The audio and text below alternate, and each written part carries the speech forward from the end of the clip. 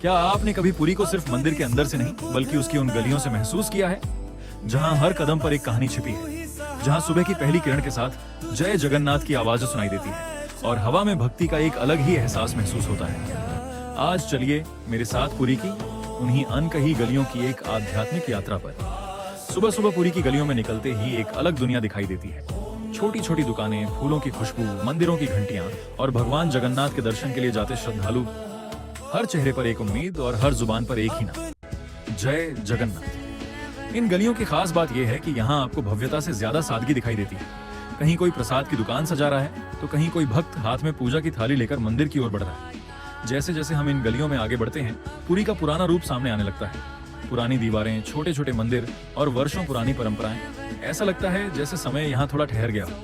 कई ऐसी जगहें हैं जिन्हें पर्यटक शायद जल्दी से देखकर आगे निकल जाते हैं, लेकिन अगर आप कुछ पल रुक कर देखें तो महसूस होगा कि इन गलियों में सिर्फ रास्ते नहीं है बल्कि आस्था की कई परतें छिपी हुई हैं।